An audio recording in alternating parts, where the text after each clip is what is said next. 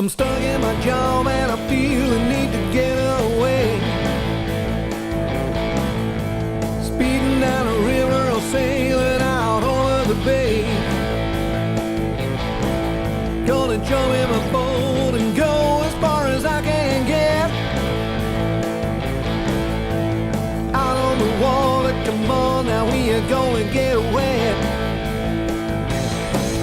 Ever don't leave now. G'day and welcome to On the Water for another red hot and shiny week. This week we're going to check out the V8 super boats up at Albury, and then we're going to check out the build process of a 49-foot high-tech racing yacht. So strap on your life jacket and get set to get wet.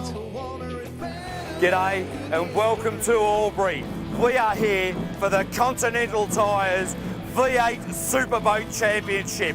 This is wicked. It is under lights, it is fast, it is furious. The methanol is flying and these guys race these boats on an absolute knife edge. If you're 6 inches offline, you're up on the dirt. Let's go straight to Dave Bishop and his call of the action.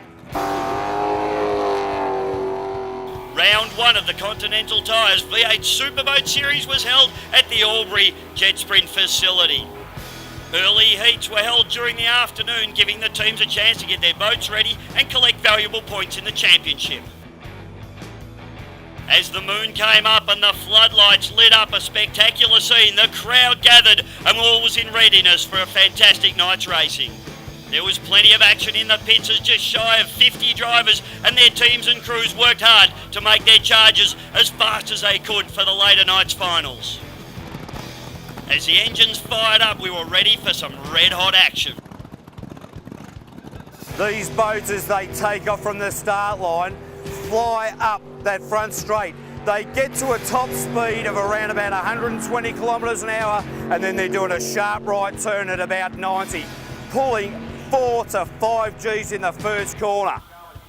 The superboats with their 1,000+ horsepower really enjoyed the big wide straights and flowing turns at the Albury track. With high speeds and massive stresses being put on both boats and crew, the racing was hotting up.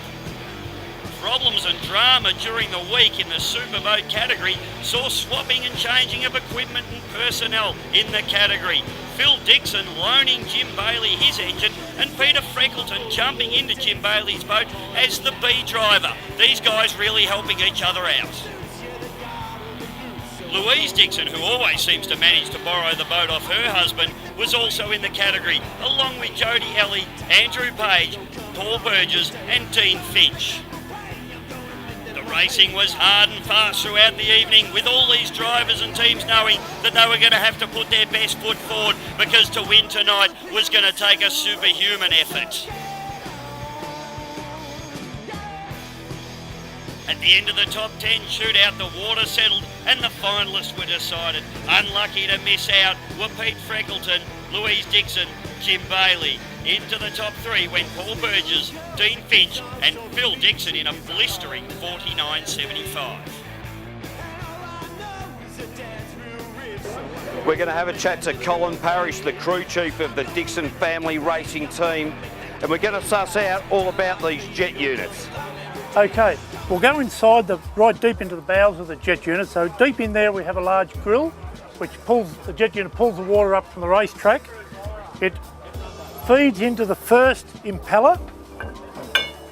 So that first impeller pulls the water into the jet unit, feeds the water up through the stator housing, divides the water. Then in the centre stator housing we have the rear impeller.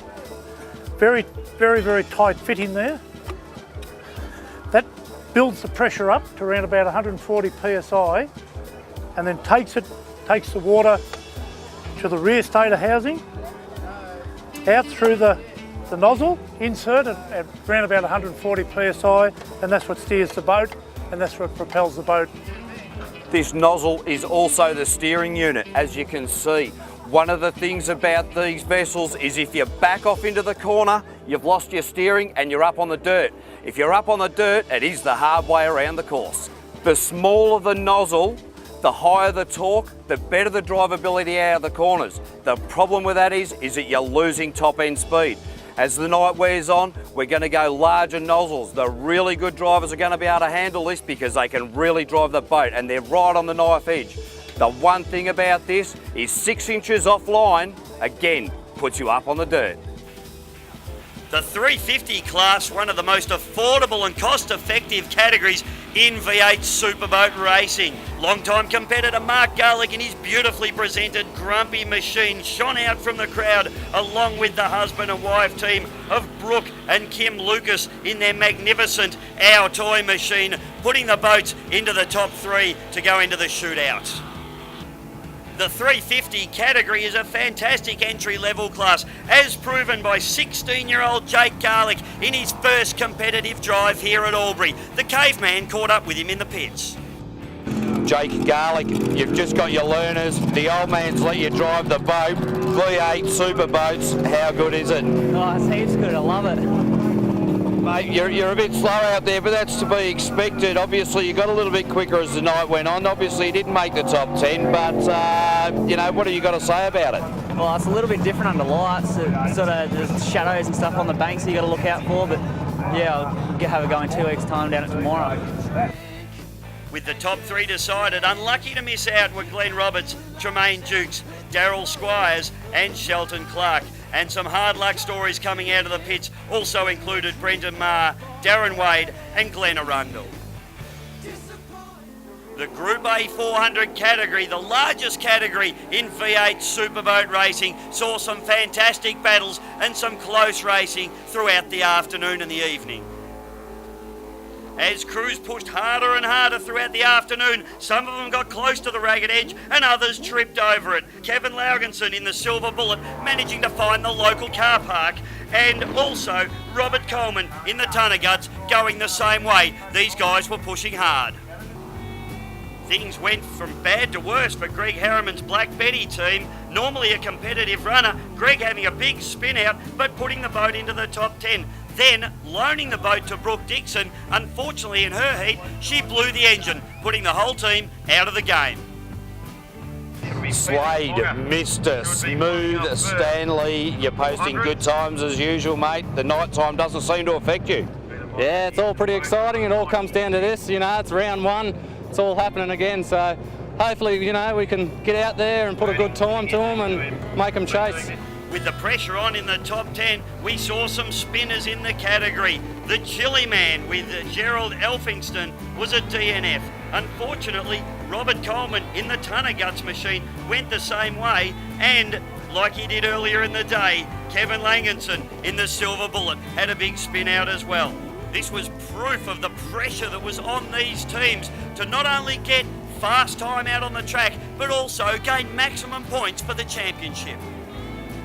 With 21 boats in this category, the biggest field in V8 superboats, only split seconds separate winners from losers. It takes more than horsepower to lay down a good time. Particularly at this Albury track under lights, the apexes of the corner can be particularly hard to see for the drivers once the track's been washed out a little bit. We've got water glistening off the tyres and off the banks, and sometimes it's hard for these guys to pick the actual apex of the corner from the water to the bank. This is where the skill of the navigator comes in and the skill of the driver as well. These guys are really concentrating out there, and this is as hard mentally as it is physically. Perennial front runner Rowan Smith was up into the top 3 along with Slade Stanley and Fonzie Mullen. Guys that were lucky enough to get into the top 10 but not quite into the top 3 were Greg Mercier, Ted Sigitas, Stephen Lackas and Pete Monga.